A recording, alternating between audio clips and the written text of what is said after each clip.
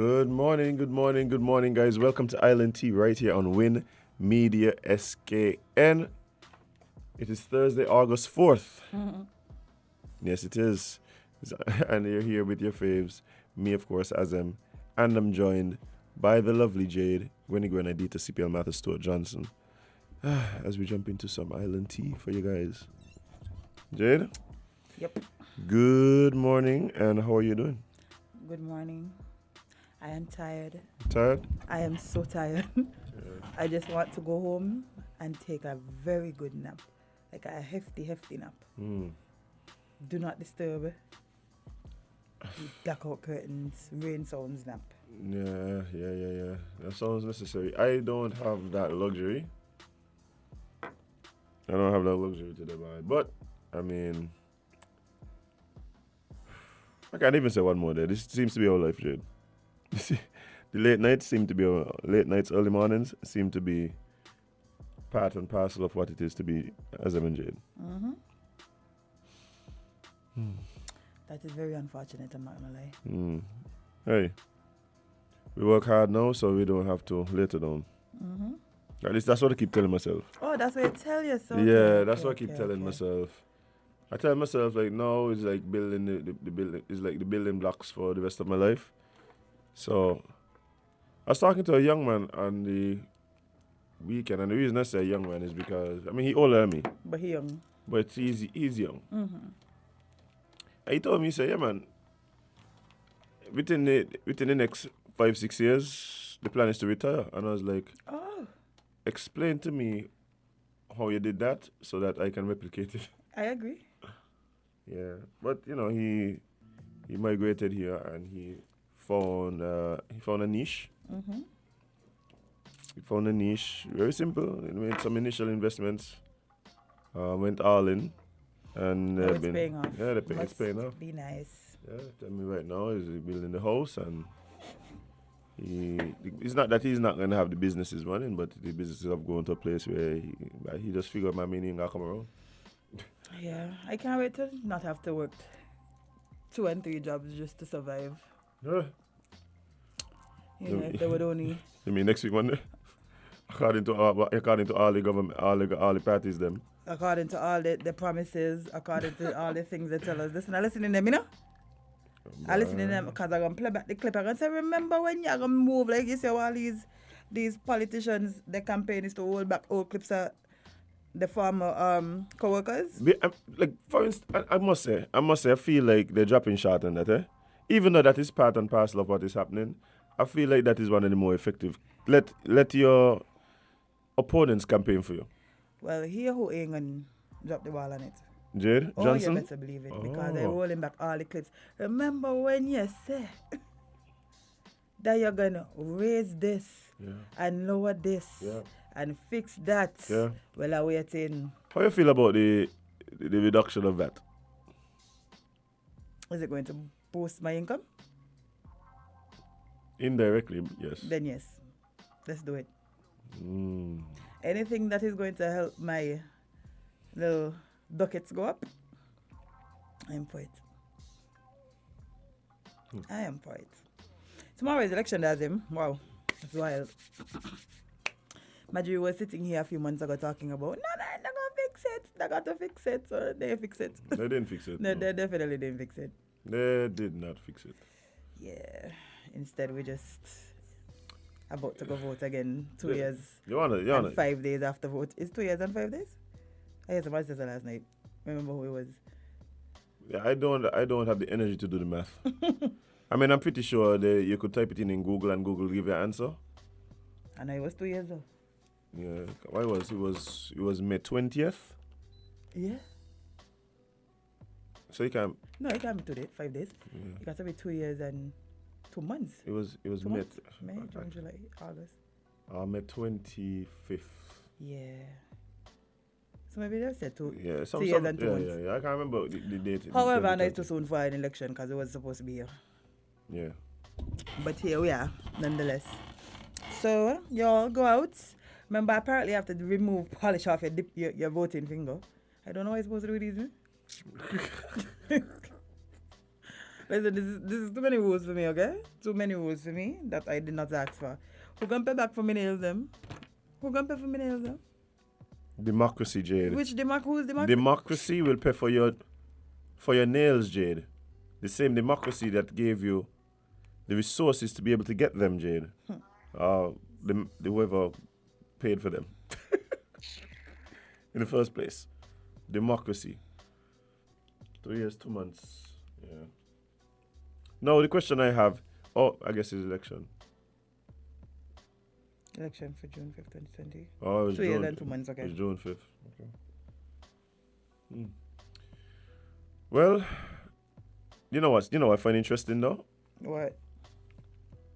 The differences in opinion as to who put us back into an election. Apparently, it's everybody here. At this point, it's all of you. And I keep wondering why nobody seems to have that thought. It's everybody. It's all of them. It's everybody but us. Because we ain't asked for this. Yeah. Everybody but the people. But the people. It was some people, just not the people. Like I saw a friend of the show, Drip, posting up about the fact that, the Prime Minister so wicked to put election during culture around my time. Buy it, man. I'm just like, I don't think that's election. I said that's how we go. Like that's the show. You sure it's your fault? I don't like. And then everybody, and then you have the other persons who solely blame everybody else for not being able to work it out. The CCM cohort. Everybody is to blame. And yes, Regine, I'm sorry that you just done doing nails, but your voting finger has to be bare apparently. Oh yeah, y'all weren't thinking about that. Yeah. Why would we be? We didn't want to be here. Anybody thinking? But you knew Friday was coming. You knew Friday. I remember that was a rule. What other ridiculous rule we have to abide by for voting tomorrow? Less than early. The voting finger have to be bare. You got wear shoes? I hope so. Outside hot. Somebody voting. You see the victory voting booth? Get over. My God. Whoever put that drop that little content. Let me show you. I saw it. Oh, despicable. Yeah, I couldn't find nowhere else. Just the little orange content. Why the content orange? Come on, take one guess. It's supposed to be, nope, it's supposed to be plain. No, that's the If my finger's supposed to be plain, the voting booth's supposed to be plain. No, but Jade, apparently that's the only colors they have now. It had to be either red or orange, Jade. That's the only colors. That's the only containers we have left in Sing It? That's the only colors they had with those brigade right now. Just go find me, yeah? Oh, boy. Axman why you get locked up? Axman is suggesting you put on a prosthetic finger. Me? Next thing you know, they say I cheat and try to thief the election. Not me, no? I mean that. I say, I know he's one of them, you know. One of whoever them there be. Whoever them there be. As a matter of fact, that was funny to me last night. Friend of the show, ironically, me see her say anything for the morning. The person apologized for not being on the live Friday and Monday. It's someone who's literally always there. But last night I was at the PAM event. How was that? It was good. It was good. I went to the PAM event and then I went by the PLP event. That I saw both of those in pictures. Yeah, I don't know what it'll turn out at me, you know. I went outside it last night, but I had on a red jumper and I was afraid. I didn't want them to jump me, so I stayed away from anything political. Yeah, I got you. Hey, but no, and I'm gonna say something, right? Can you wear my clothes in peace? No, you didn't have to worry. I saw Cedric, who is what should I say? Unrepentant Labour supporter. And he was walking to the PAM event last night. Man, as bold as Cedric. Yeah, he's very bold actually. Yeah, man. But then there were also this other. I think there was this girl. She just loves Skinny Fabulous, so she left the Labour event in a Labour shirt, came to the watch Skinny Fabulous and Upset Squad. And she was just enjoying herself. Well, kudos to those vibrant, brave people. No, but I'm saying is, me just ain't about to take no chances because me able as him the way y'all behaving, I just can't take no chances. I don't want nobody to bust my face accidentally because Ain't going so. Ain't going so. And I feel like that's the path y'all on. So we're on a little face shields. We might need to walk with tomorrow. Well, yeah. Because they were here, y'all talking about don't let them take re-election. Follow them. All of them things. I had some questions for one of the persons who, at least in my circle, has been the loudest about concerns to do with illegal voting practices, right? And none of the questions I asked, they could answer. And I was like... Okay, well, there you go. I was like... But anyway, I asked one simple question. I was like, you literally just had up on your status that there's all these Haitians coming in. Mm-hmm. So where they finding all these English-speaking Haitians? By men, I know. Men, that was Spanish. What another thing I was wondering is, like, and then how many of them? Like, how? Not only that. Where are they? Printing all these passports. But no, the printing the passport part. Like, that would be that's easy. But you had to take. Listen. That's easy. You know how long you take to get a passport? You could get a passport in 24 hours. Apparently so. No, you could. Like, well, I did not at the time. I did nothing at the time because my passport took about 4 weeks. Apparently, all these Haitians and Spanish and what. Well, I don't know where else they're coming from. I like a passport quick buy. That's the person. I mean, of course, I was kind of having fun with the situation because this is a friend of mine, you know, like, ain't a stranger. That's why I was able to have these conversations with him. And I said, but how they gonna know what to do when they're going to boot? Because all the Haitians don't know French. Maybe they explain it to them. Like when they get a welcome, you know, when you go to a hotel and you get a little welcome package. Remember that? Maybe that in the welcome package. Yeah. That would make sense. So also all these French speakers are standing up in the line. No wrong with that. I tell the person, I said, so I know where these people be. They said no. I said, but so how y'all know they here then? I asked him, my friend. Apparently, when they come off the plane, they identifying them. So why they just letting them, like... Why are you asking me? I look like a customs officer to you? I mean, today. Yeah, kind of. You kind of look like one. Yeah, you kind of look like one. But on a regular day. I'm not just like a customs officer. So I cannot help you, friend. I do not know. I'm long time I talk to the people. With you, there are 24-hour passports. I have gone there before. I went up the airport one time. Got when you put the wash on it. So by the passport got wash on it. Interesting. No, because what happened is I went up the airport. I was traveling. I mean, it was for national business too. Oh, okay, maybe so, that's right. So up there in the line, I said, Mister, you realize your passport expired? I said, Miss, had I known that, I wouldn't have given it to you. Oh yeah, by the way, we take you guys tomorrow. Are you gonna make us get in trouble? So call us all I want today, but tomorrow. Call voices. They can't have voices tomorrow. They ain't got no voices? No, we have voices. They just can't call. Also, it's like a Win FM thing. We're not doing the call thing tomorrow. We can't afford to get in trouble as him. Well, we got one call on the line right now. Good morning, caller. You're live on ILNT. Good morning. Morning. No, I don't.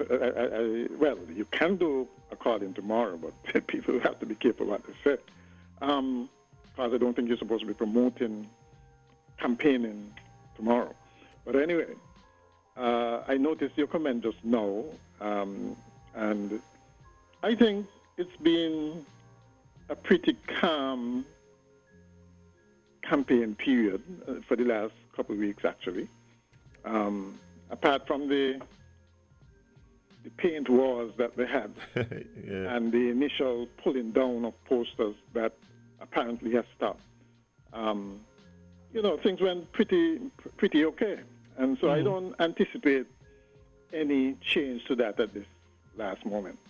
So I think tomorrow will be a nice, peaceful day. I think all the parties have campaigned vigorously. I don't think there's anybody in St. who don't know what the issues are. Okay, you mentioned, for instance, something that won't fix. I presume that people will go to the polls tomorrow with things like that in mind, and punish those who were supposed to fix them and didn't fix them. Right? Like I said, everybody is now au fait with the issues. A lot of people, some who we didn't expect, have weighed in on these issues. And yes, it might be, they are all contentious issues, but hopefully the electorate in both St. Kitts and Nevis will give a party, one party, on both islands, a clear mandate to solve these issues. Okay? I think that is what's important. We don't want to end up back here in the next year or two because we have another broken coalition. 4 months. Hello? I said 4 months. Oh, that's what you give them? That's what they give the next government? I just said it's possible. Well, let's hope that does not happen. It all depends on how people vote. I think we've had elections fatigue. Well, we may have Nevis Island Assembly elections in 4 months anyway. Nevis will have 3 elections. Let me not say will. Nevis kind of have 3 elections in 6 months.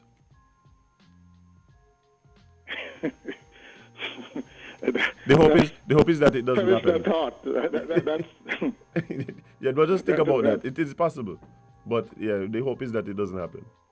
Well, not just that it doesn't happen, but that the incoming government would be such that these issues would be confronted frontally, so that they don't happen again. That's the problem. We keep having these periodic upheavals, and we weren't fixing the things that cause them.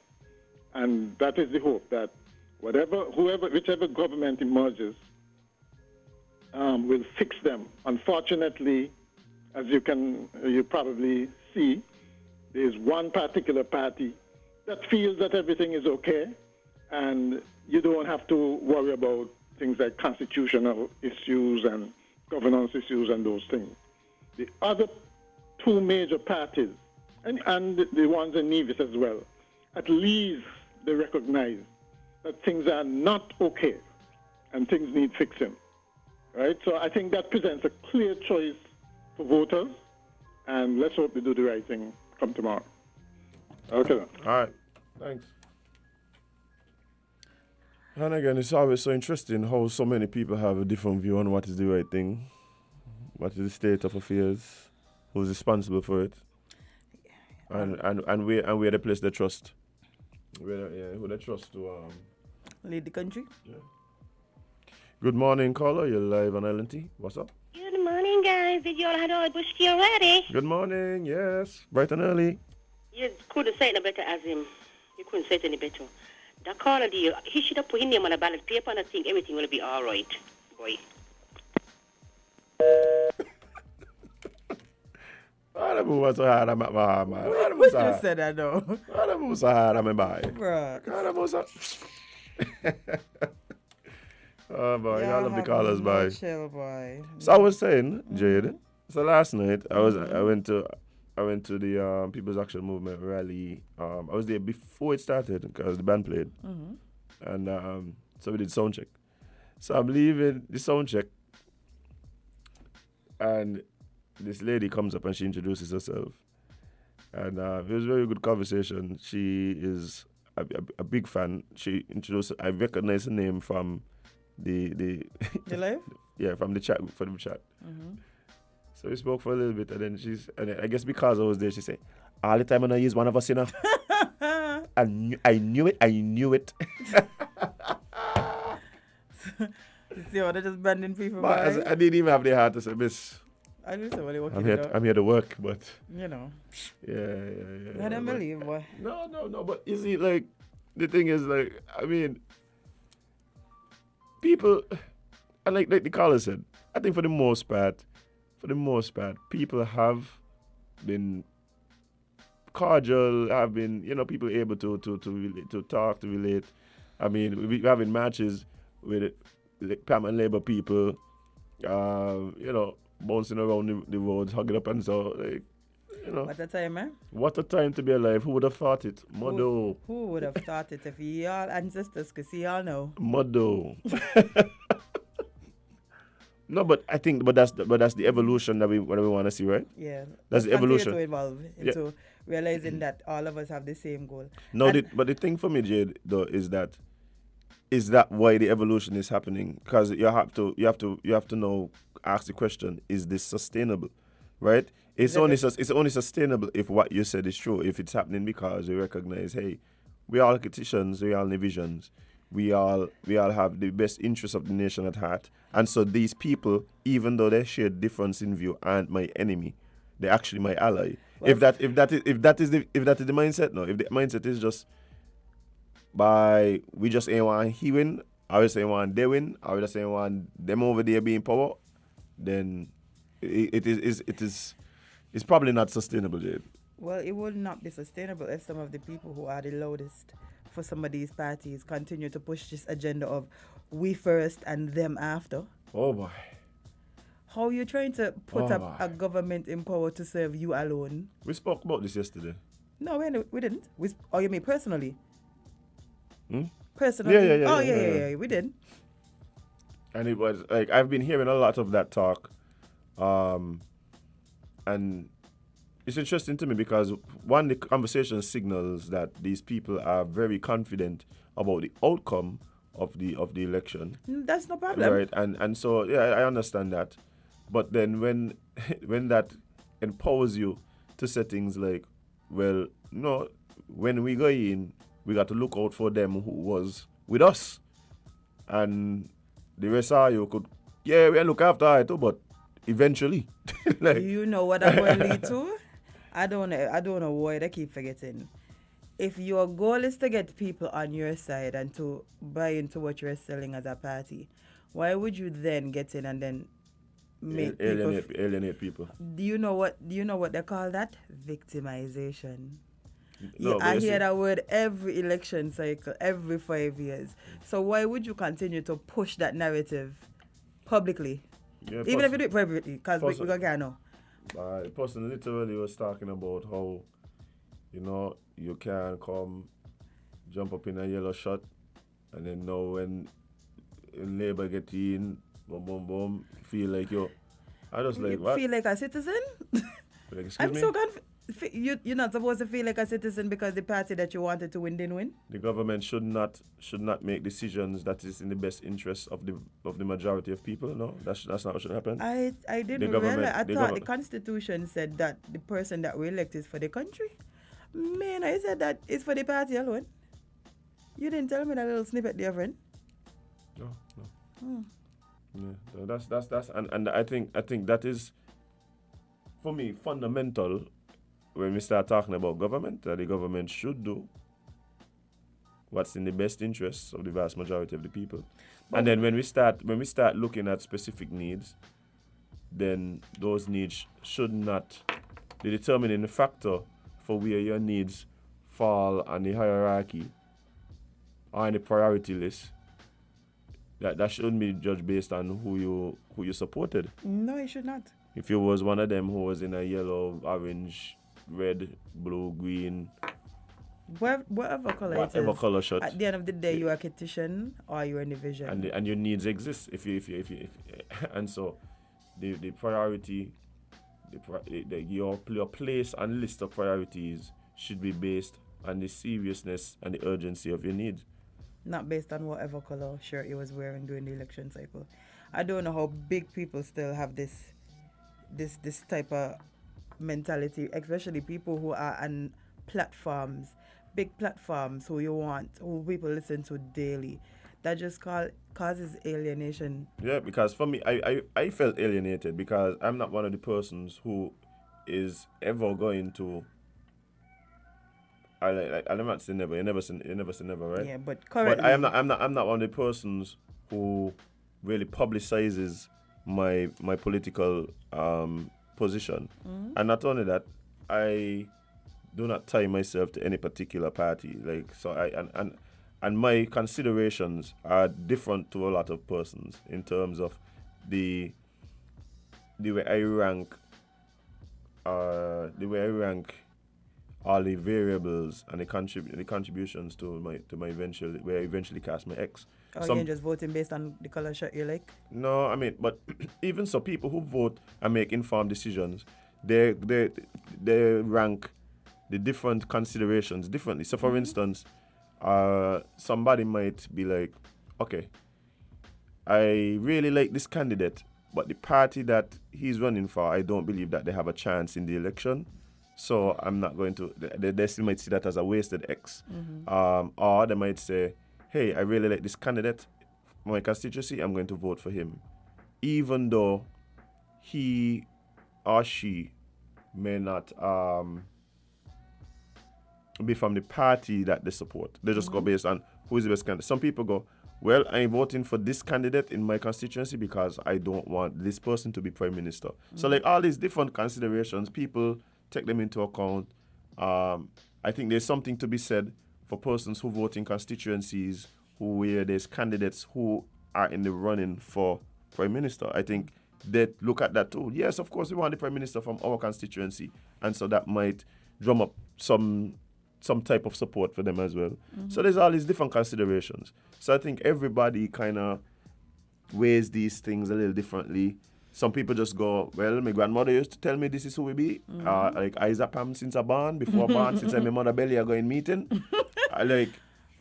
So people weigh things differently.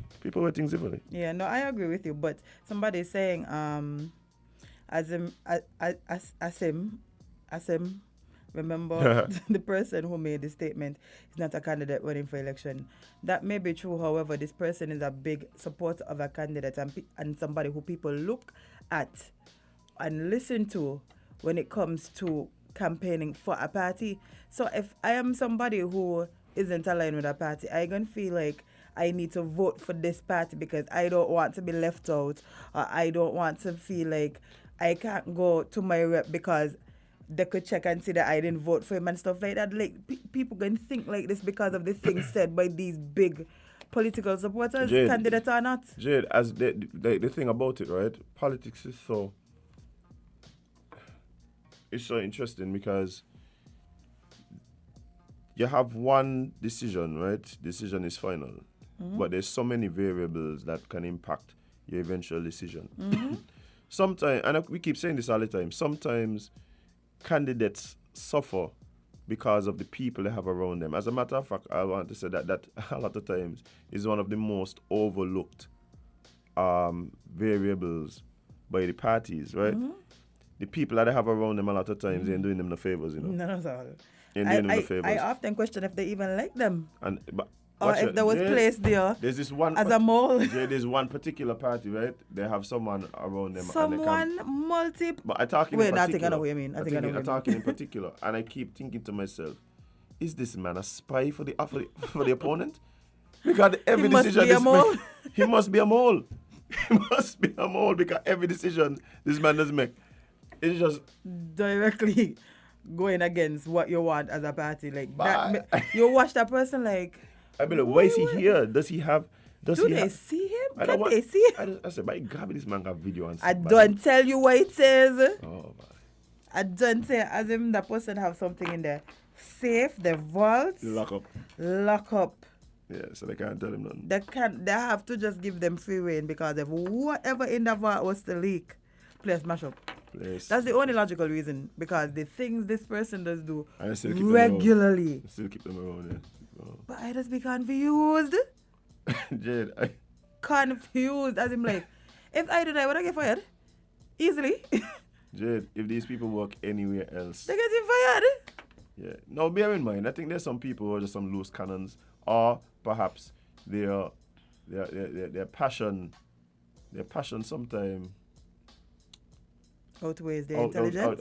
Outweighs their ability to reason. Let's say that, right? And so you just walk out, bye. It is what it is. No, we shouldn't. We need to stop. It is what it is in things. But you see, the problem does be, the candidates are afraid to condemn the actions of these people because they're afraid they upset them and lose their support. So what, because for instance, the cries from the candidates when their paraphernalia gets pulled down, defaced, destroyed, whatever, very loud and thing. But when you see the candidates who aren't really in that position, you might get a little blurb. We shouldn't do that. Okay, moving on. It's not. That's kind of the thing that happens. You want to say who?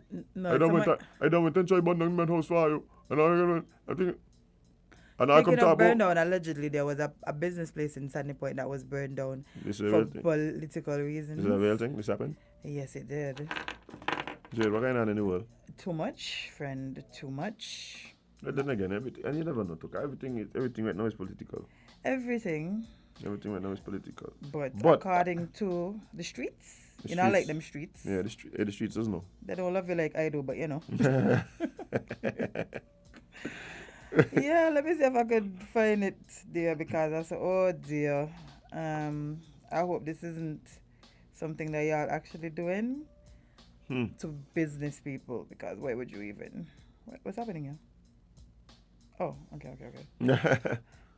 Yeah. So this was vandalized. Oh, Vandalized? No. Burnt down? Yes. so this happened like when last night? Apparently. What?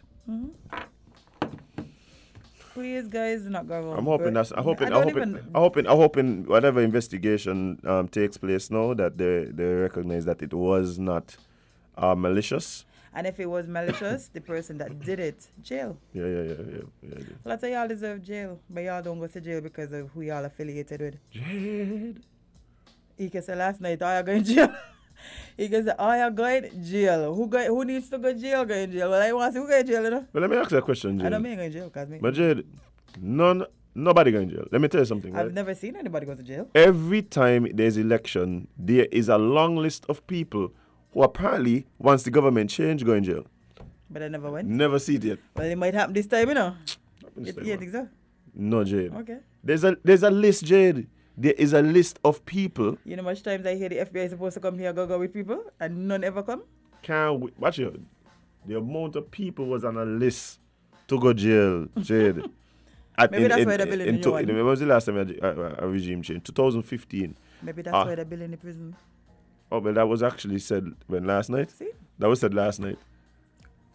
That they're building the prison to send all the people who are supposed to go to jail. Maybe they know they need a nice place to go. Oh. They want to go there. So children know they're going in the they're building the old they're jail? building their own prison. Okay, Pablo. Okay, Pablo. And that's the thing, it's been done before, so you can't even dismiss it. Well, that's one way. Okay, LNT shot tomorrow. Okay, LNT? I feel like that's a good safe bet. Yeah, okay. Good morning, guys. Welcome to Island Tea. You're live. Morning, Adam. Morning. Hey, how you doing? It's been a while. It's been a while. How are you? I'm doing well.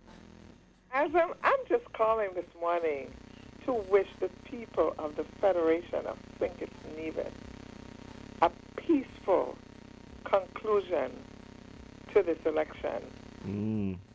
I don't know about you guys, but my head feels like it's blown up right now with all of this information and this back and forth and this craziness and this madness.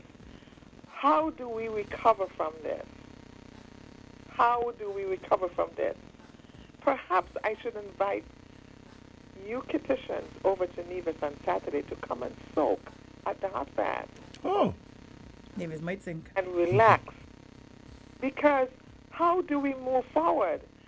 This whole election thing, not only this one, all of them, are designed to make people crazy in the hopes that when people are confused, they might just make the mistake and vote for me.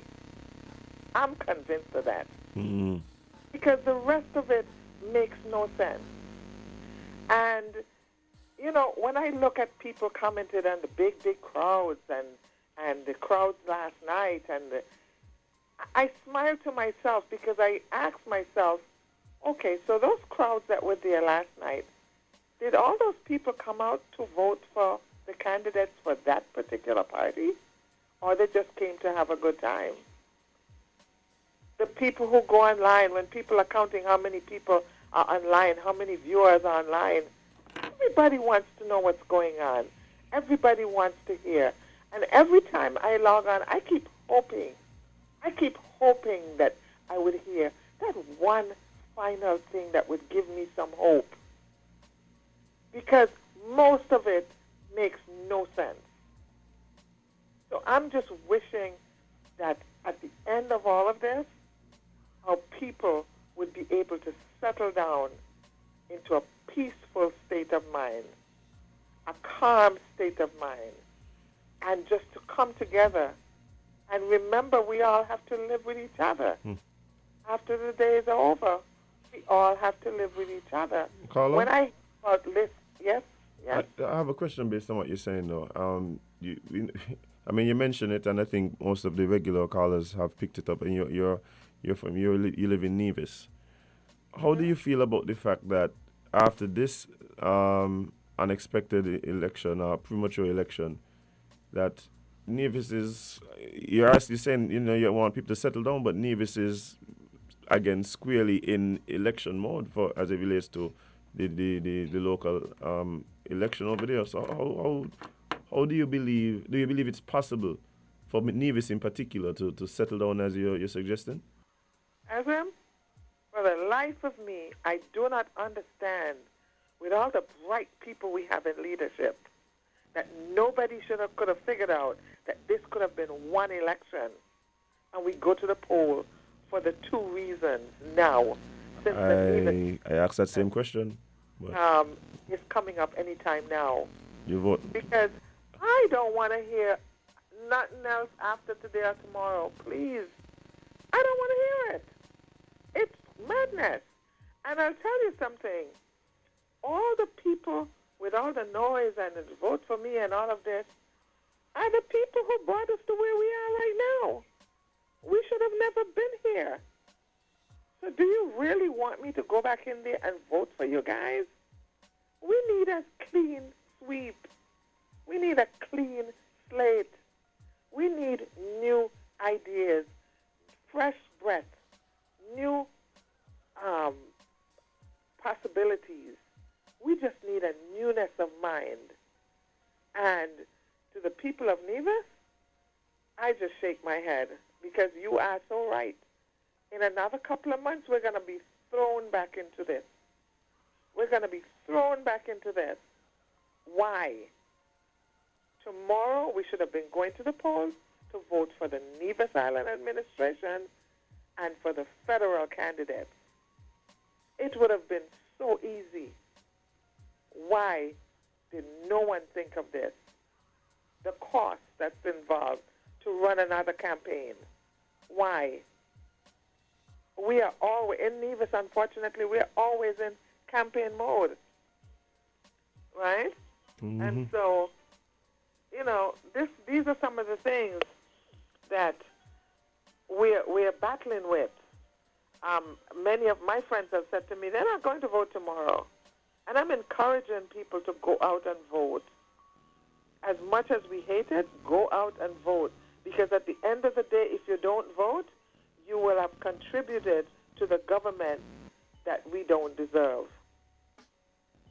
So go out and vote, people. Please, go out and vote. And let's get this thing over quickly. Let the count be quick. Let us wake up Saturday morning with a new mind, a new purpose, and whatever it is, it is. We better be careful with the vote that we make, because we would have contributed to the whatever it is coming Saturday morning. So we better think through this very, very clearly. But it's, oh my goodness, I've never seen St. Kitts and Nevis come to this level before. Never. And I'm sad. I'm sad about that. I wish you guys the best. I guess we won't be hearing from you tomorrow morning. No, man, we'll be here. Okay. We just can't talk about it. About everything else, right? Yeah, man. That's the plan. Okay. Well, I'll listen like I do every morning. All right. Guys, have a wonderful day. You as well. You too. All right. Is it me? Oh, I find it very wild listening to the candidates talk about things that should be things that they have to do anyway. Like the promises are actually things that they're supposed to be doing. I don't have a problem with that because then it adds to the level of accountability that they have, right? So, But they shouldn't have it anyway. yeah, but I'm just saying it adds. Like it's not that it's not expected, but it adds another layer to it. I don't feel that way. No, because no, but then again, you have to also understand that everybody has a different idea of what the politicians supposed to do, and how they're supposed to do it. Well, It's not enough to just say, for instance, let's take a run-of-the-mill. Let's take a run-of-the-mill topic like healthcare. I don't think there's anybody that doesn't believe that the government is the main supplier of healthcare, right? A facilitator of healthcare. But now, when you have these conversations, parties will differ on how they plan to deal with healthcare, right? So that's where you start having these conversations about things that everybody know you're supposed to do, but then everybody is going to have a different way of how they intend to do it. You have to make decisions based on those differences and which one you feel is best. You know what a doctor told me? He said, well, all of the parties are talking about healthcare, right? And then your hospital and all of these things. Allegedly, they're not consulting the people who they're supposed to consult, which is the doctors and the healthcare professionals, about how to actually get this hospital because it's not cheap. Yeah, but then at the same time, those same people would say, well, you're not talking about a health issue, you're talking about a money issue. So we should be consulting the economists. I think you need to consult both because the healthcare professionals need to be able to list out the things that are needed for the economists to then go and see how we could actually make it possible. Yes, but Jay, that speaks to a broader issue. The broader issue is that a lot of times what we get are these grandiose ideas and plans and things that sound good, and they're not one, the specifics of which if they do come like a week before election, and when I ask politicians about why that is, they go, they want to body thief the idea. Right. Now, my thing is, you lay out the plan. If you believe that this, and my thing, if you lose, is that not still your idea of what the best plan is for the people? Apparently not. Because this is what happened, when politicians lose, apparently all their great ideas get lost with them. Yes. Right? They just go poof. So if you believe that this is such a great way of dealing with this particular situation, then why is it that one, you'd wait until the last minute to inform people? Two, why is it that you also would not push for it to get done, whether or not you are the one who's implementing it? Because we only deserve things if we elect politicians, apparently. The only times we deserve good things as him is when we do what they want. If you want this, elect me. Not them doing these things because they want the country to be better, to do better, to move and progress. I keep saying that is why I keep saying I think what we need to bolster is non-partisan community groups, because the non-partisan community group is the one who can come and say, look, in our community, we have an issue with water, and we're telling you now, based on the constituents of this particular area, we need to know what your plan is to do to fix it. Don't come tell me when you elect me, I'm going to fix it. We got a plan. Yeah, but what is the plan? No, come. Well, since you have this plan, share it now. And it's not only just so that we can make. And the problem is, the conversation should not just be about who we then elect to implement their plan. That shouldn't be the mindset. The mindset should be, let us bring all these minds to the table so that we could figure out what is the best plan. So whoever gets in implements the best plan. Yeah, not just your plan. Because you could have a great plan, but this person can have something in their plan that could add to yours. Exactly. So I believe that the only way that happens is if the community is able to come together and demand these things of the thing. Well, If we you- don't start wrong because you don't know. And again I keep saying what happens is the conversations that come out of election periods, they are dictated by the parties. The things in the manifesto come from what the parties think important, and not necessarily the people think important. Yeah? So we can say this is what we gonna do. But we ain't studying that. We ain't even asking for this. We Like trying the to, port up monkey. yeah, not like Nobody asked him for a photo of a girl. No, what up, that's him. no, that but, doesn't but mean. that wasn't the manifesto. But that doesn't mean that you can't have vision and be innovative and have something. That person clearly did. Yep, yeah. Too much vision. Too much vision. But that doesn't boy. mean you can't have innovative ideas and plans or man. whatever. Yeah, But there must be things that are there must be things that are top priority, right? And not only that, those things would shift even within a community. I had that conversation with candidate Jeffrey Hanneman. And I said, in his constituency, for instance, the issues that affect persons in certain communities may differ from persons in other communities simply on the socio-economic makeup of the people within those communities, right? So you start dealing with things like the need to improve living conditions, right? Predatory rent practices. How do we find a way to get out of that situation? Deal with these little pockets of poverty that popping up in the community, right? That might not be the issue for the people who are living in another place. Yeah, they might be over there trying to say, hey, bro, what we're trying to figure out is we're paying this property tax, but nobody could actually explain to us why the figure is what the figure is. Why we can't have water past 10 o'clock. Precisely. But those things, what they do is they canvas, they talk to you about what you feel important.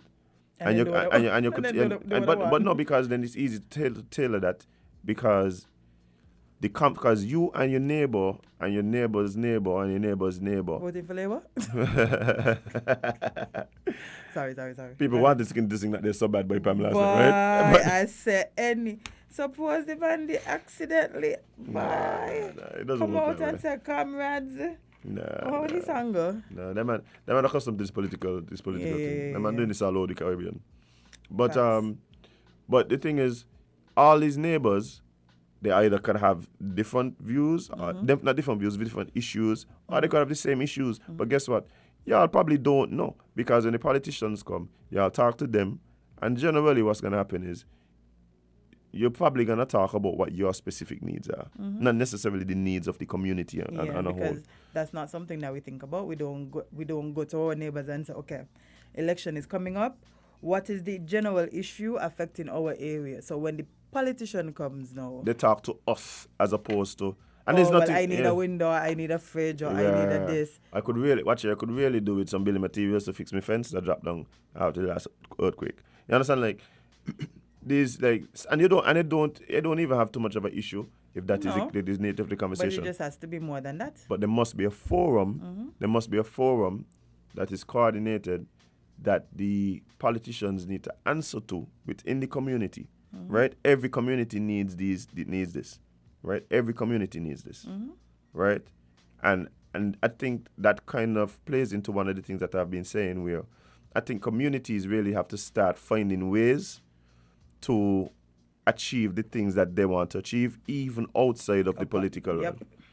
Even outside of the political That is the realm. only way a lot of these communities going to survive. Yeah. Because depending on a politician has failed time and time again. We see it all the time. But not only that, one of the things that we hope to change, but seems to have been the issue, is that you may have voted for the community. The community would have voted for the person that they think is the best option for them, right? It may happen that person then ends up on the opposition benches, And can't do nothing. and so it becomes very difficult for them to fully implement. And I think You know that's big nonsense, though. crazy. That is crazy. How is it that y'all electing people to government and telling them that they can't do anything because they're on the opposition? What? They still have a mandate, and then when they're going back to their communities and trying to explain to them, well, I can't. My hands are tied because no, opposition or not. The point is they are elected person of government. They are elected candidate. They did what y'all asked them to do. People voted them there. Let them be able to do their jobs. Yeah. That's that you giving me a job and tell me sit down in the car that you can't do nothing with your job. Like, how that make sense? And that is what I've been saying. I keep saying, the opposition, members, they need to be given access to resources for their constituency. Just off the bat, it should be standard. It should be standard. And of course, that money or those resources, whatever form it takes, should, of course, hold up or be subject to all the scrutiny of any other government expenditure and whatever, right? Audited, such and such and such and such and such, right? But this thing about, well, it's almost like certain communities get punished for electing who they believe to be the best candidate. Like, Ain't their fault? sense? Feel a better candidate. That cannot make sense. Feel a better candidate. Exactly. You upset because the candidate you put forth didn't win. So now the community have to suffer. How? Bro. Yeah. This is just utter nonsense. We'll just take one more call and then we'll go to a break. Yes, guys. Good morning, caller. You're live on Island T. What's up? Yes, good morning again. You have to remember that in our system, it's a competition, right? And that's unfortunately how it is. And if, for instance, you're in a debate, you don't give your points to your opponent. What would be nice, however, is that even though we recognize that it's all about trying to win friends and influence people and all that, at the end of it is going to be a winner. And it will do the winner well to not just look at what he or she promised, but rather look at what his or her opponent also promised. Because there are good ideas that can be derived from both camps. Okay? So at the outset, I think there should be some meeting of the minds. If they're smart, there will be some meeting of the minds as to what it really takes to advance the country. If you realize all the parties have pretty much the same items on the agenda, Yep. Right? Yeah. They're all saying, despite what you may hear, they're all saying that things, the social programs, like whether they be PAP or PEACE or STEP or whatever, these need to be reformed. Okay? Yes, they may accuse some others of wanting to end it, but I didn't hear any party saying that they want to end these things. They want to reform them. That is what I've been hearing. So there is room for common ground, so to speak. Same thing with our health care. All of them are saying that they need to do something with that. That's another set of common ground. And so the issue now becomes, well, less about economics, because apparently we're flushed with money. I mean, you see it being splurged around. The issue now becomes what is to be prioritized, right? Who can best deliver? Right? That is what the issue is, okay? Because the big ticket items, I think they all agree on. And like I said before, they don't all agree on the governance issues, but most of the major parties do, okay? So there again, there is some room for common ground. So out of all of this, right, I think we can come up with some program for the next 5 years, some programs for the next 5 years that everybody would be comfortable with. I mean, I don't think it's impossible to do. despite the fact that right now it's a contest and a battle for the ideas, the hearts and minds of the electorate. That's unfortunately what the situation is now. But it does not have to be like this after August 5th. Okay, and I hope that whoever wins, like I said, takes everybody's manifestos, etc., go through it with a fine-tooth comb, and see what and implement what, even if it wasn't their idea, implement it, because ultimately they are the ones who are going to get credit for it anyway, because they're the ones who implemented it. All right. So that's what I'm hoping would happen. Okay then. All right.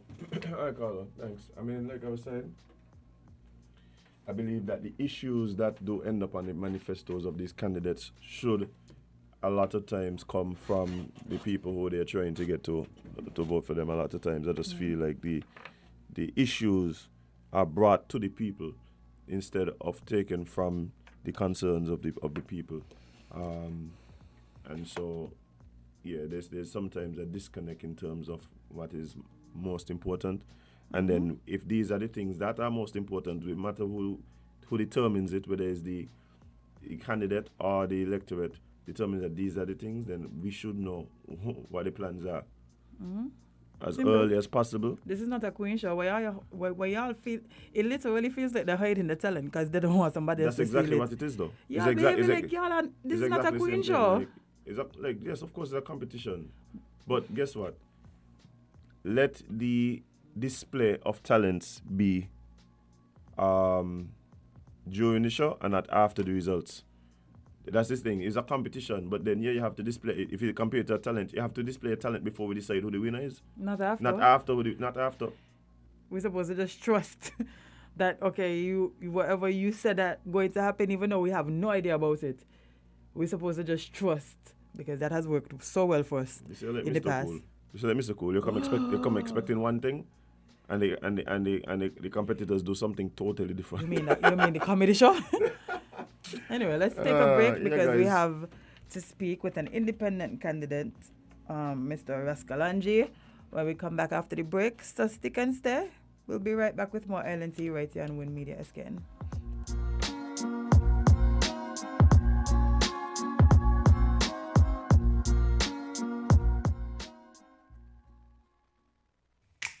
Maybe it's the way the brilliant gold liquid reflects our sunshine, or how the bright blue of its label mirrors the clear Caribbean skies overhead.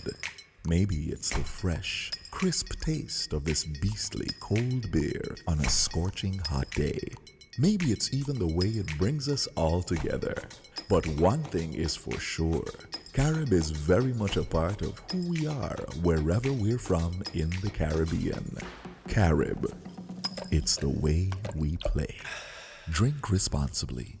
It's that time of the year again. The time when Horsewood Furniture and Appliances gives away millions in cash back for free groceries with every FlexPlay purchase. Never-ending cash back for the past 25 years. SL Horsewood and Company Limited. Horsewood Furniture and Appliances Showroom. Ashley Furniture Home Store in collaboration with Value Mart IGA has given customers millions of dollars in cash back for free groceries with every hire purchase in their never-ending cash back. Yes, the Horsewood's cash back free groceries annual program and promotion is the biggest and longest running of its kind in the Federation. Come today and get cashback coupons for absolutely free groceries in the never-ending cashback promotion. Yes, happening now. Get cashback coupons for absolutely free groceries with every hire purchase. The never-ending cashback is back at Horsewood Furniture and Appliances and Ashley Home Store, where you get cashback coupons for free groceries with every FlexPay purchase. Never-ending savings, never-ending discounts, never-ending quality and service. It's the never-ending cashback. Don't miss it. Terms and conditions apply.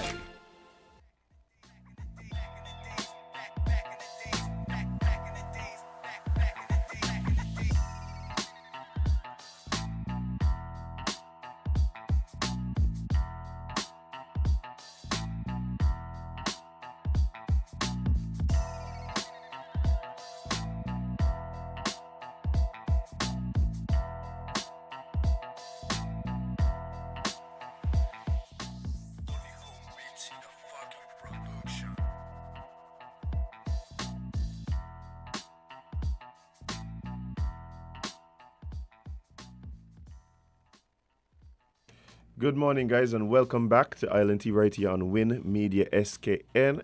And in the studio with us, we have a very special guest that we're going to be jumping into some conversation with right here this morning. We have this morning a candidate for the United Laomigan Party, Rascolungi. Rascolungi, good morning. So how are you doing? Yeah, pleasant good morning, my brother, and to the sister also. Morning. Good morning. It's good to be at Win FM again, you know. Nice. I hosted that show here for 8 years, Redemption Cry. Oh, yeah, definitely. Yeah, I remember that. Yeah, Nice. yeah. Nice. Yeah. Well, welcome back home. Yeah, blessed. And of course, there is a lot happening on the island, and of course, the thing on everybody's minds and tongues is the upcoming election that takes place tomorrow. You are part of a party that is contesting the election and are actually one of the candidates that's on the ballot. Exactly. For tomorrow. Yeah. What constituency are you contesting? Number 2. So you're contesting constituency number 2, Yeah. Central Bastia. One might say that is one of the more keenly contested constituencies. How are you feeling about your position? Well, basically, okay, let me greet everybody listening to the program. You know, brothers and sisters here in the Federation of St. Kitts and Nevis, Laomigan Oli, and brothers and sisters listening via the internet, you know, in the diaspora. Basically, brother, just let me give you a brief history of the party. Okay, sure. The United Laomigan Party was founded on the 74th anniversary of the Buckley's Uprising, which took place on 28 January 1935. The workers at Buckley's estate went on strike for higher wages. The Buckley's labor disturbances of 1935 were a result of the dissatisfaction over the economic ailments long experienced by sugar workers. They came at a time when hopes had been raised that an improvement in wages was on its way. On 28 January 2009, on the 74th anniversary of the Buckley's Uprising, the United Laomigan Party was established to defend the rights of the down-pressed, the dispossessed, the downtrodden masses. In other words, the poor people of the Federation of St. Kitts and Nevis. United Laomigan Party philosophy, what we stand for: African nationalism locally and Pan-Africanism globally. Let us not deny our ideals nor sacrifice our rights to stand as the champion of the poor, the ignorant and the down-pressed everywhere. That's a quote from His Imperial Majesty. Principles, we stand by our principles. Principle alone can endow our ideals with force and meaning. Let us be true to what we believe, that our belief may serve and honor us. What Granny say, free the land from colonialism. What Granny say, plant weed for the cannabis industry. What Granny say, buy local, support your own. What Granny say, the United Laomigan Party is the defender of the working class. What Granny say, reparation and unification. What Granny say, we need universal health care right here in the Federation of St. Kitts and Nevis. Well, okay, that's a brief history of the party. So, Azim did ask a question before you gave us the history about your chances, because as he mentioned, number 2 is a very difficult constituency to be contesting in. And as a newer party, I can say, is this your first time running in any general election? Exactly. Yeah, We was to contest in 2010, but we didn't really get it together. And so now you feel like you fear a better chance. Exactly. Not only that, we taking this first step to build the party. That's why we only running one candidate. Okay. And I'm from McKnight. I'm from Central Bastia. So what are some of the issues that you've been hearing throughout Central Bastia? Well, basically, the issues everywhere, not only here in the Federation, but wherever our people are. We are colonized people. We're in a state of neo-colonialism because our people are in charge. Now, let me give you a brief history also of adult suffrage in 1952 when we started to vote, because our people were, the local politicians were indoctrinated with the Westminster style of politics. Universal suffrage.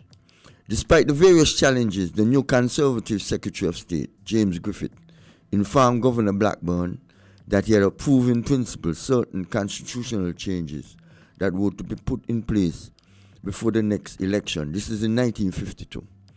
Universal suffrage was to be introduced subject to a person being able to sign his or her own name. The property qualification for candidates was to be abolished, but a deposit of $96 was to be retained. Now, before 1952, you had to own property, you had to own a certain amount of money in order for you to vote. Black people couldn't vote. Right. You see? So, in giving this brief history, we're showing our people basically that the system that was given to us by our former colonizers is the same system we have today. Nothing has changed. The proposal also attempted to widen representation in the legislature with the division of the presidency into electoral districts. The Secretary of State was also prepared to concede an elected majority in the Legislative Council, but not in the executive. A committee system was to be introduced with the chair of the 3 committees to be held by the elected members, preempting the disappointment that was sure to surface when it became obvious that the ministerial system was not part of the new constitution. The Secretary of State explained that the committee system would create conditions which may well lead to the development of such a system in the presidency's concern. In particular, it will enable the chairman of the committee at meetings of the executive and legislative councils to state the needs and explain the work of the department which they are concerned, and to associate themselves with the work of the administration. Now, this is the part now that is very interesting. Listen to this. By this apprenticeship, the colonial office was making sure that the education of local politicians was completed along British lines, and that they would look to Westminster as their model. This would ensure that Britain's influence in the colonies would continue long after the inevitable loosening of imperial ties. It's the same situation we have today. That's why we have this crisis. We need to reconstruct our own system based on African principles. So is there a model that exists that you think best suits us here in St. Kitts, that we can pattern, use to then build upon to bring forth a system that works best for us? Well, I don't know if you ever heard about the 7 principles of Kwanzaa. Right. That basically is our manifesto. Okay. You know, Umoja means unity. Right. Kujichagalea, means working together, developing ourselves in a constructive way. So we are saying, I don't have it here with me today, somehow I misplaced it. But what I'm saying to you is that the present system that we have, which was given to us in 1952, that is what is causing the crisis among our people, because it is designed to divide and rule us. And once we are not on the same page, we're going to always keep having problems popping up so ever often. I think the issue is that, persons would say there is no perfect system. Persons would admit, as you're saying, that the system obviously needs some change. We need some change because the situations that we have been facing over and over again are situations that we don't want to continue facing as we move forward. So the question would then become, then what should we go to? And so having principles that exist, I think, is important, but those then have to somehow come together to form some political system that we can then implement. And so I think that's where the question comes in, where it's like, by the Westminster system that we pattern our political system off of.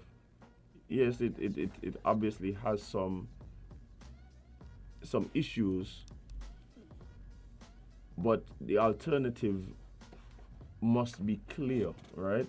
And so I think people are curious as to what you're saying, because they recognize, hey, this thing ain't working, but the clarity of what comes next is where they're seeking for some direction. Well, there's a variety of things we could look at. But before I say that, the main issues that we are dealing with today: freedom of information, integrity in public life, electoral reform, proper electoral boundaries, a proper healthcare system, unemployment insurance, campaign financing, and electoral reform, right? So what I'm saying to you is that we see basically, from since 1952 to know that the present system, is bankrupt. It cannot really help us because it doesn't speak to the needs of the masses of our people. So what we are saying and what we are suggesting is that we need to come together, because no matter how you cut it and twist it, right? What is happening in the world today with the pandemic that is upon us, and basically the geopolitical situation in the Ukraine, with Russia and Ukraine. Now, in 2019, March 2019, the capitalist system globally collapsed. That's why the pandemic was thrust upon us, because the system collapsed. So the coronavirus came forward as a distraction from the real collapse of the capitalist system globally. Now, I was looking at a program on YouTube with the World Bank, right? And the IMF said that a financial meltdown, a financial crisis is upon us, and so probably the end of the year, the world going to be in a serious financial situation. No, I didn't say that. So what I'm saying to you is that based on what is coming towards us and what happened with the coronavirus, our people cannot be divided. We have to be on one page. So we are calling for our people, our philosophies, our people have to unite as one. There's no other way. You see?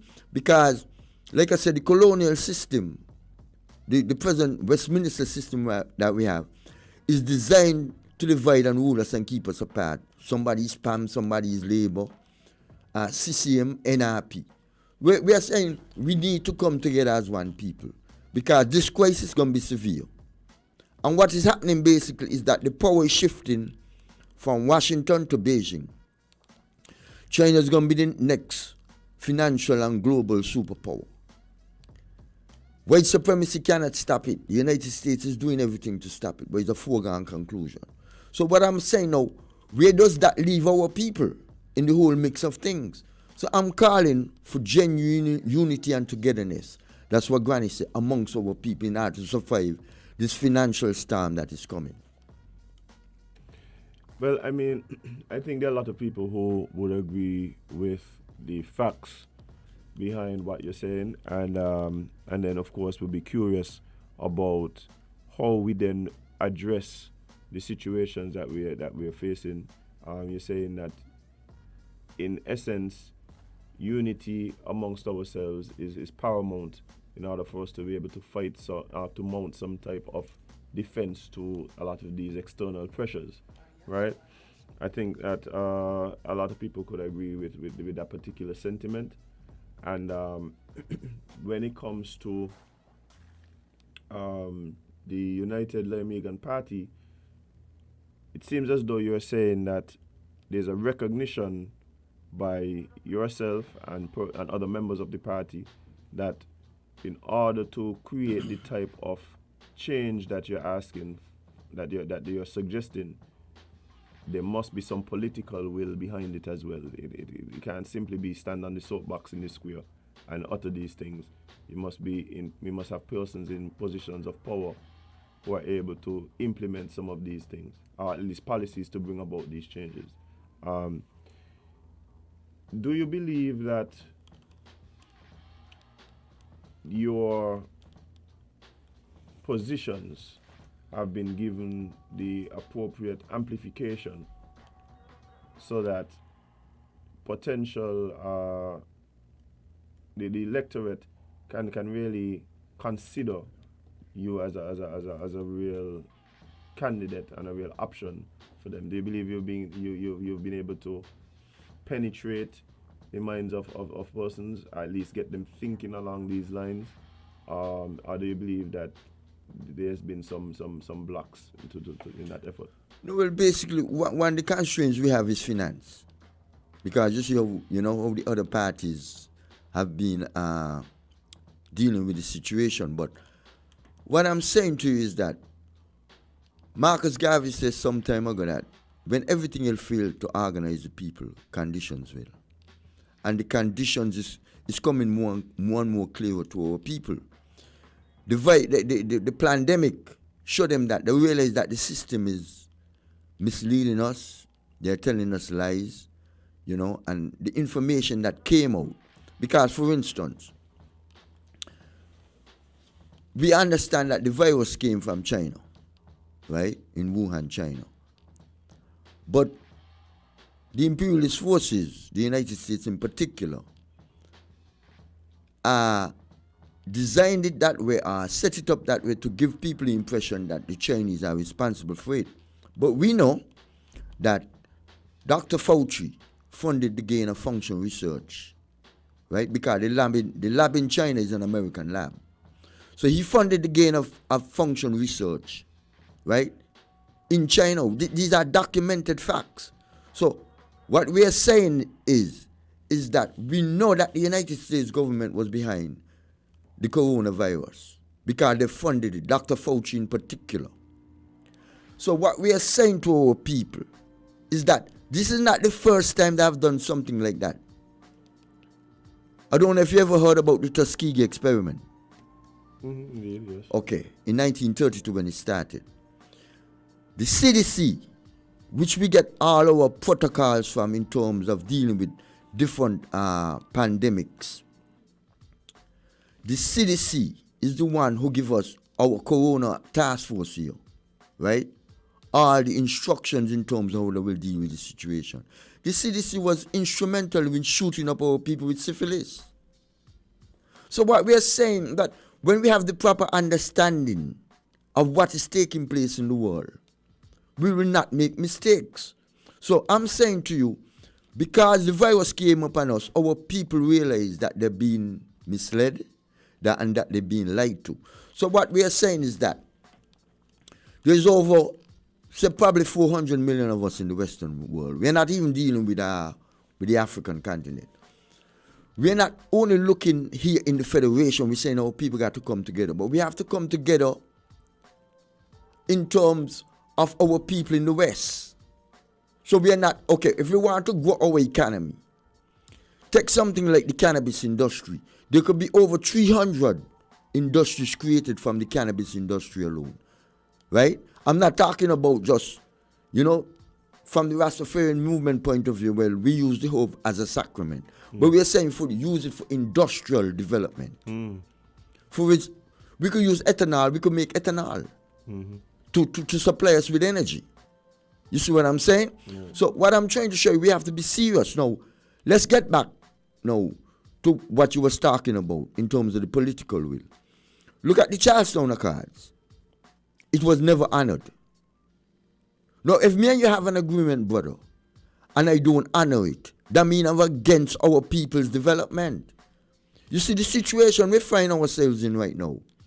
If we say that we're going to do this, we're going to do something, we're going to get universal health care, and I'm in power, and I don't implement that or bring it to the fore, that means I'm against our people. It's as simple as that. So what we are saying, if we come with ideas and come to an agreement and don't honor the agreement, then we're against our people. It's as simple as that. Yeah. Well, I know persons are listening, and a lot of persons, I think, would be able to find things in your utterances that resonate with them. I mean, I for sure there's something that you're saying that I have had similar thoughts, I've had similar discussions, and so I think the question, because we are here, you are a candidate, you are a part of a party, and of course, at the end of the day, the decision that the people must make is who are they going to vote for. So, in your most concise and clearest terms, why should the people of constituency number 2 vote for the United Laimegan Party, and of course, you being the candidate, vote for you, Rascal? Bringing our people together. All of our people. And those that don't want to come together. You see what Granny said is all about the unification of our people. We cannot continue down the road of this divide and rule anymore. Because all of us was locked down in the pandemic here. All of us, so there was no distinction. Even though we live in a class society. So what I'm saying that coronavirus could kill me or you. It doesn't matter who you are. So we are saying that our purpose in terms of running the election is to show our people there's a oneness among us. We have a common oppressor. We have a common exploiter and a common discriminator. Our ancestors came here, was captured from Africa and came here in the same condition in slave ships. There was no distinction of class among us. So what we are saying is the same thing thrust upon us again in terms of the pandemic. The virus could kill any one of us, and all of us was locked down. So we are saying that the only solution to this pollution, what Granny said, we have to come on common ground. We have to find some basis in terms of dealing with our people's interests in a holistic way. I understand.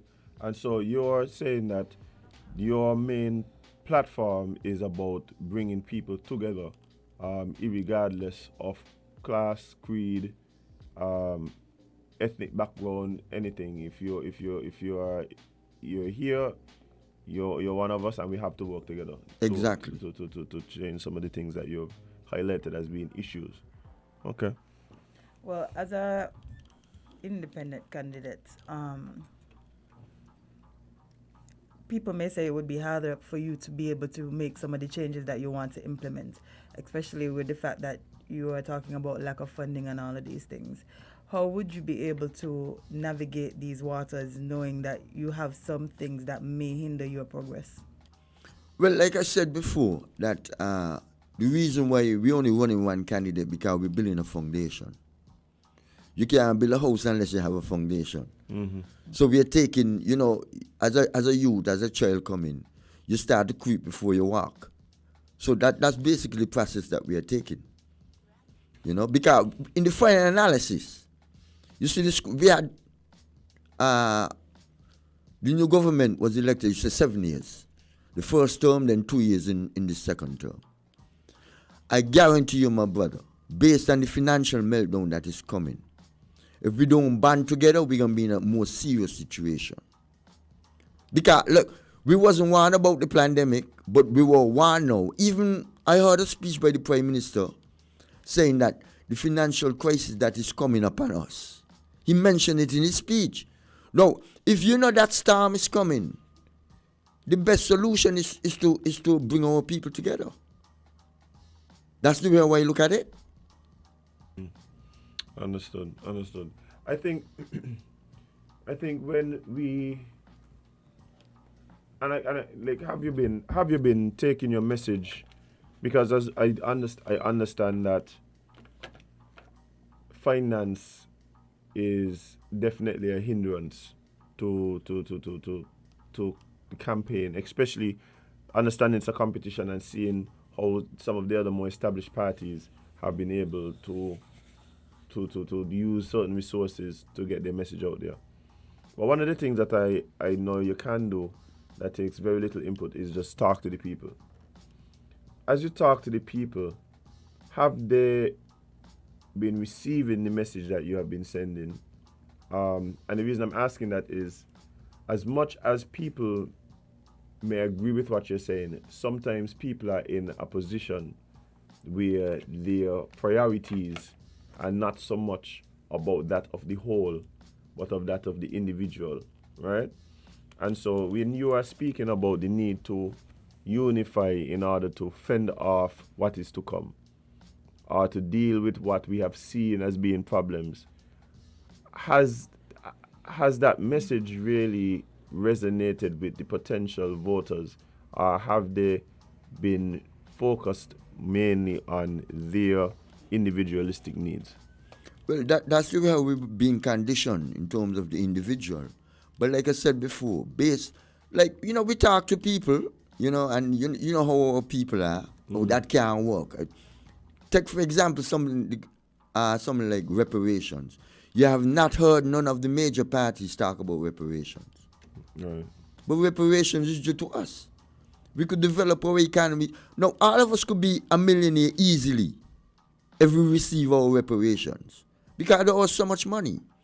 The Western world, like the United States and England and all the major big countries, the reason why they are so rich, because our people labored for 400 years in enslavement and enriched them, and we have not been compensated. So I'm saying to you, I think one of the main proposals that should be put to Parliament, whoever the government is, that a bill about reparations should be placed in Parliament. Now, what I'm saying to you now, going back to the question that you asked, we discuss and we talk to our people. I've been on many programs, and the whole question is about African liberation. But as time progresses, like I said, people are beginning to realize that the system is scanning us. So in due time, like I said before, what Marcus Garvey said, it mightn't seem that we are making any headway right now. But in time to come, I could guarantee you that, because the conditions that are going to come on our people, there is no other way for them. We have to come together as one. Well, let me say this in terms of making headway, and I think that there are a lot of people who, and I'm going to be frank here, and this is no disrespect, but there are a lot of people who may look at your campaign and your bid, and let's say you are not talking about you specifically, but the ULP, and not take it seriously. Exactly. Right?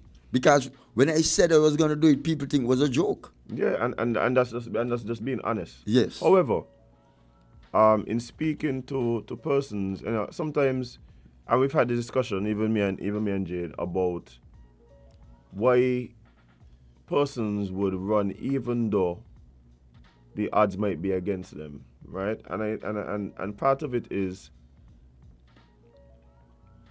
sometimes there needs to be a voice that brings about certain conversations and brings certain conversations to the table, right? And I believe that may be one of the more important roles of the ULP in terms of, hey, these are some of the issues that the parties are not necessarily addressing, and we are here to bring attention to these particular issues.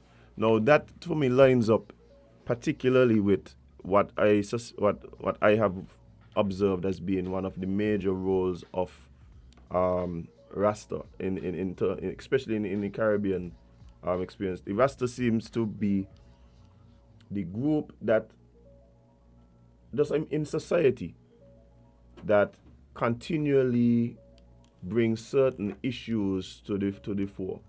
Reparations, black identity, unity, these African consciousness, Pan-Africanism, these types of things, where a lot of the other groups in society seem to shy away or not really focus on those things. So I, for one, understand what you're saying in terms of, hey, this is a foundation. We might not farm government. We might not necessarily, but we are here to bring these issues to the fore. And of course, hopefully, create that consciousness in people that these are things that they need to focus on, think about, deem as important. So if I want to understand where you guys are coming from. But I'll just answer your question simply like this. Somebody will learn something in the process. They will be educated. You see what I'm saying? So it's as simple as that. Somebody gonna learn something in the process. Yeah. Because I have experienced it many times. Like, years ago when we used to do the program, I will mention certain things, but people are not familiar with it. And then time after, people come up and say, boy, Ras, you was right, So we understand, we understand what is taking. Because it's a process. Right, of course. You see? And our people wasn't taught these things. For instance, when I came here from New York, I live in New York for 20 years. So when I came, I used to talk about reparation. A friend of mine told me, boy, I thought it was something you made up, but he heard it on the news. He heard it on the news. He heard it on the news and he said, man, from the time he heard it on the news, he said, Ras, that's the same thing Ras was talking about. So we learn in different ways. But you can't fault our people that just don't know. You see, because, okay, I'm not a mechanic. I can't fix a car, but a mechanic could. So all I'm saying, once our people get the proper information, they will be informed properly. It's as simple as that. Yeah, for sure. And I think it's important that there is a recognition of the situation and the place that the party is in. New party, trying to build a foundation, but have very, I would say based on what you're saying now, and of course, I for one had not really had interactions with the party, with the philosophy, any of that. So now I'm getting a clearer image of what the mindset, the philosophy of the party is, and recognizing that this is something that you guys intend to build over time. That being said, tomorrow is election. You're contesting. Has the party cemented what success looks like for the party after tomorrow? Of course, recognizing that this is an ongoing process. The party, from what you're saying, all indications that you guys intend to keep doing the work, keep being politically involved and active, even past tomorrow. But what does success, I'm just curious based on what we're talking about now, what does success look like for you and for the party after tomorrow? Well, after tomorrow, let me first say, we'll encourage our people to vote for the United Lion Megan Party. For sure. Yeah. And encourage them to join the party. No, we are saying that the United Lion Megan Party is the future of our federation. Because it's a simple thing. We want to bring our people together. This lot of corruption and nepotism and, this divide and rule among us, them things can't be happening anymore. It's outdated as far as we're concerned. So, like I said before, brother, is that in this process, somebody will learn something. Somebody will be educated in the process. Because it's all about education. And, sometimes we say certain things and people think that is impossible, even like reparations. I remember when I was living in New York, I was part of the anti-apartheid struggle. And I tell you, my brother, I didn't believe that I will live to see the abolishment of apartheid. But it's here. Right. You see what I'm saying? Right. So what I'm trying to show you, we are confident in the victory of good over evil.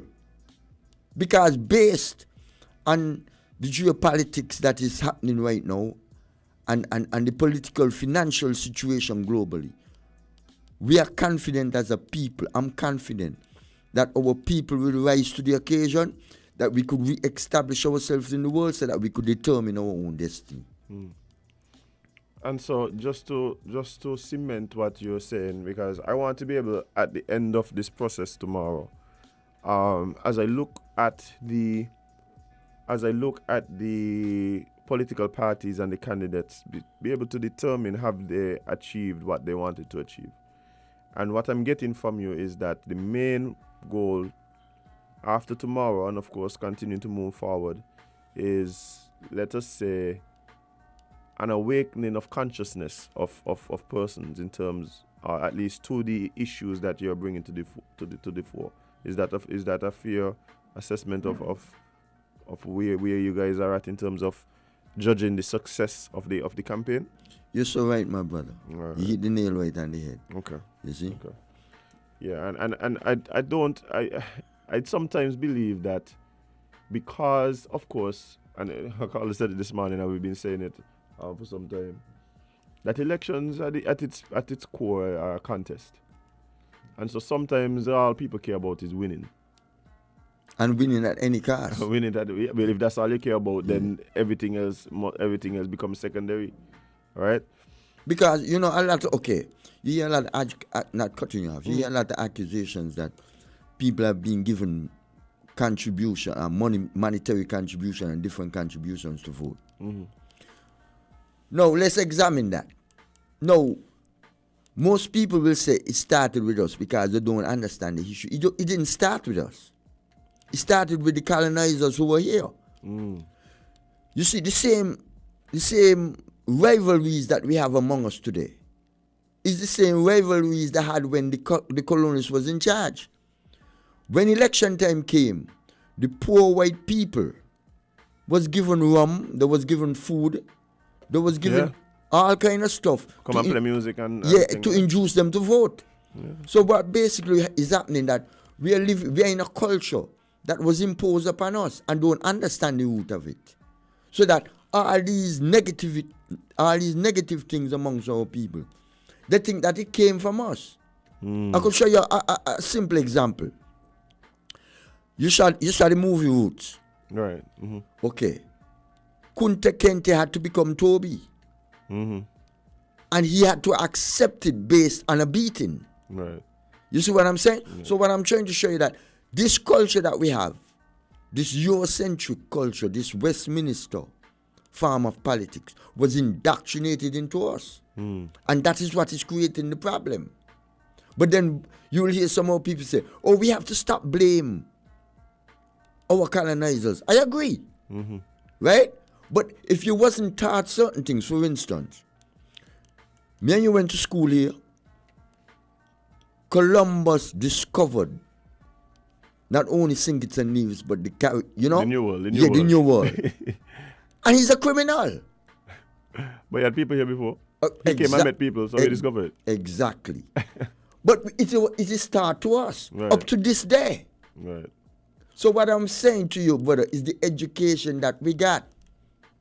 We got to re-educate our people based on African principles and values. And what is correct. For instance, I don't know if you know about critical race theory in the United States, right? Our people are showing the Europeans in the United States, this is the proper history that we experience. And they tell you, no, it's against them. Right. So in order to teach the truth, it becomes an offense. Yeah. And that basically is the crux of the argument. Yeah, and that is the point that I was going to make. I mean, even when we attempt to educate people, the system itself pushes back. Exactly. The system itself pushes back. I could give you a proper example. I was a youth when the Black Power movement, even the Rastafari movement, let's take the Rastafari movement. You know how much tribulations we went through, my brother? Police would lock you up for nothing and don't charge you, but we didn't understand the law, we didn't know the law. You know, we still running from police. You know, the system terrorized the Rastafari movement in this country, not only here but throughout the Caribbean. Yeah. You see? Something that developed and came out of us, you know, based on our colonial education. You know, we did everything to suppress it and wipe it out. But we are here today. So I'm trying to show you what I'm seeing here in terms of the political arena. I call it the politics of victimization. We're using somebody else's culture to victimize our own people. That is what basically is taking place. I understand. I think that when we start talking about the need for change, because everybody I speak to, no matter where you fall on the political spectrum, acknowledges that there needs to be some evolution, there needs to be some change. Things as it is now seem to not be working. If you want to even use our present situation as example, where we elect a government and within 2 years the government is no more, and we're back into election. How is that possible pending some extenuating circumstances, right?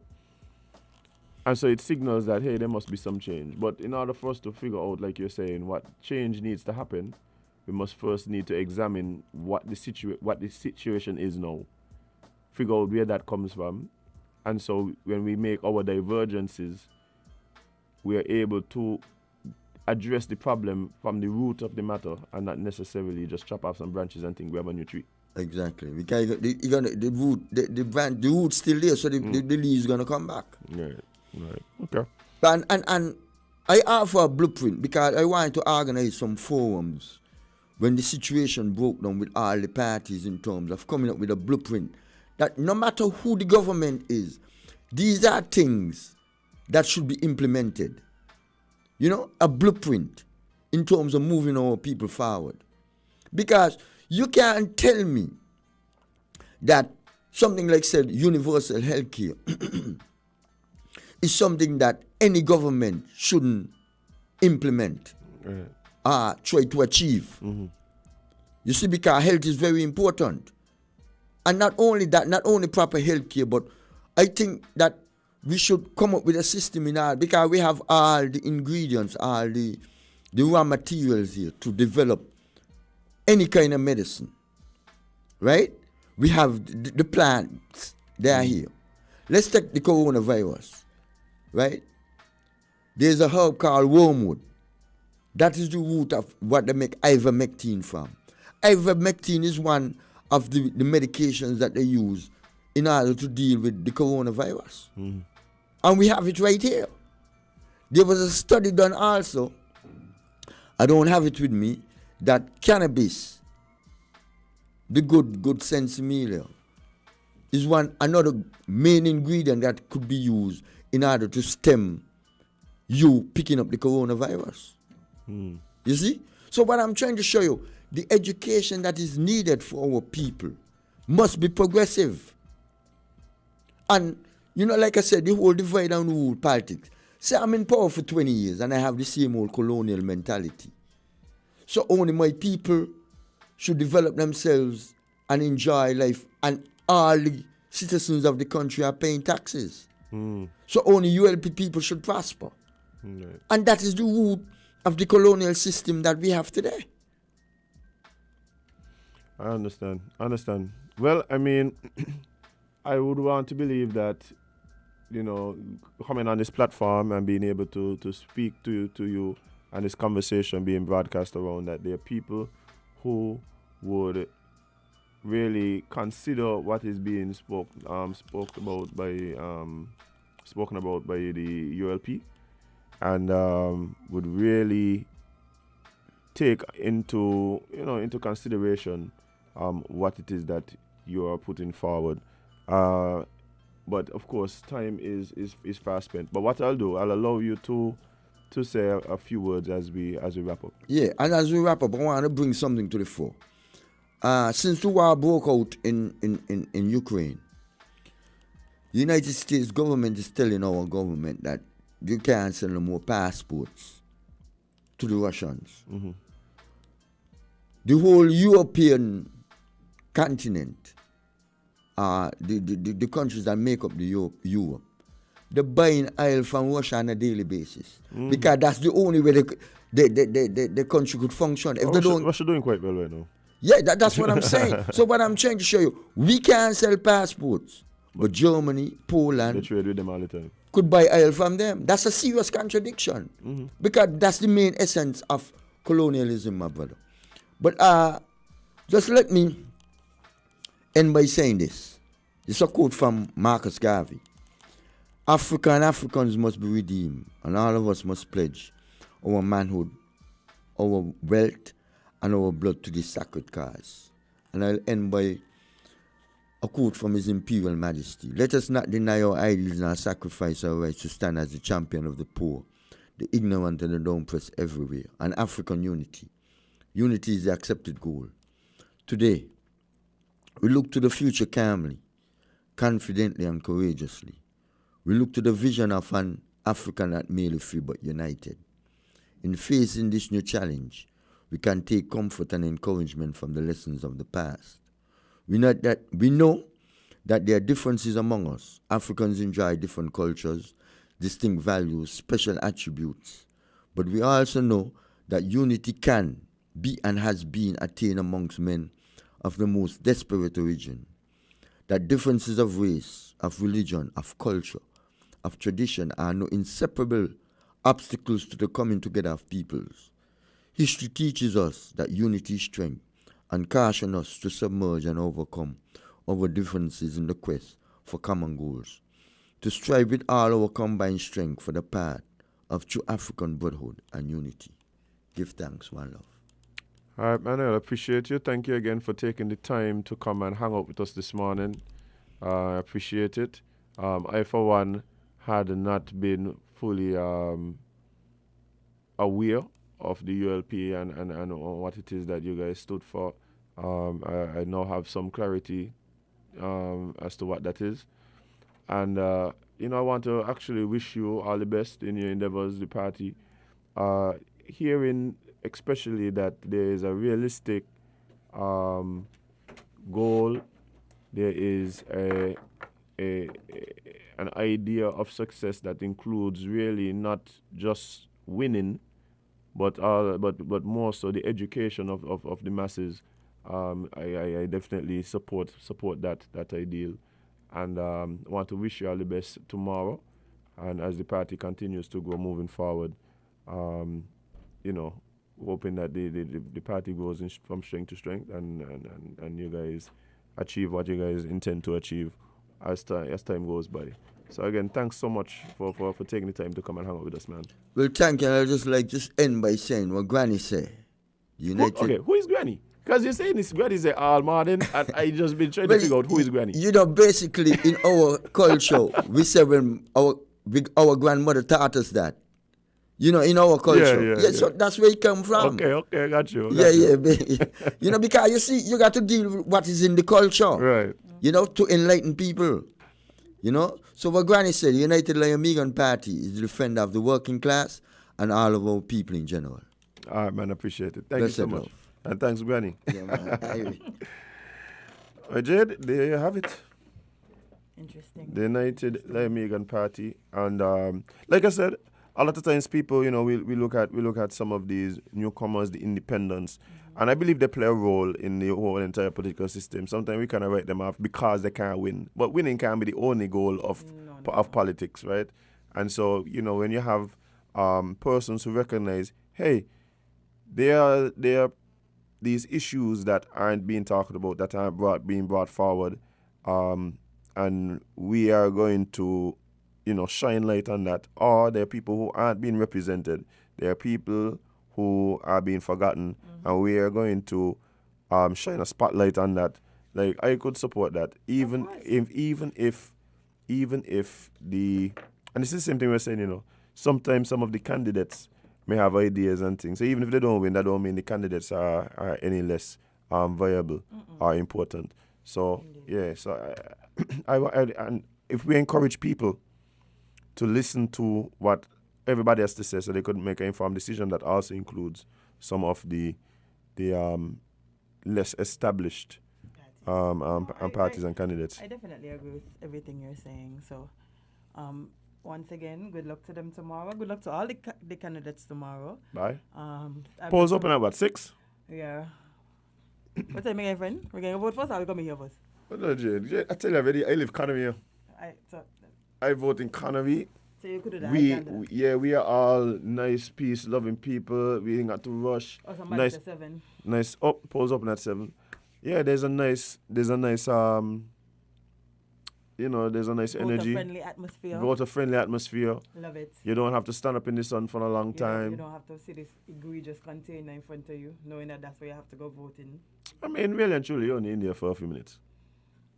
You're only in there for a few minutes. Well, that is also true. That is also true. But we have Better with Labour coming up right after Island Tea. So we are going to get out of here so they can come in and talk to you guys. And once again, guys, tomorrow, just be safe. You know what you have to do. Remember not to let the exes touch the box. Don't let your ex touch the corners of the box because you spoil the ballot apparently. Remember, you have to have no polish on your voter finger. What a ridiculous rules to have. Watch you, right? We're going to talk about some of them rules here. Tomorrow? Tomorrow and moving forward. But definitely, guys, it's been a pleasure. Thank you so much for joining us this morning. Thanks to all the people who called in. Thanks to all the people listening, commenting on the live. We appreciate you, whether you're joining us on YouTube, Facebook. Hold on. Or dropping the price, eh? Remember yesterday was $10. Today is $9.99. So we spot for Glenn, I like you. You understand capitalism. The demand is not as high, so price must drop. I like future economist right there if he's not one already. He definitely is. Definitely is understanding the market pressures and making his adjustments. By tomorrow we're gonna be 2 cents, but hey. I mean, we'll take it. At that point. We'll take it. Yeah. But guys, it's been lovely. Appreciate you so much. Please remember to learn from the losses of others. You know what I mean? You ain't got to go repeat everybody's mistakes. Tomorrow gonna be a lot of losses. But spend a lot of losses tomorrow. Spend more time living your content than posting it, guys. And please remember, you can't be everybody's cup of tea because you is not a mug. See you guys tomorrow.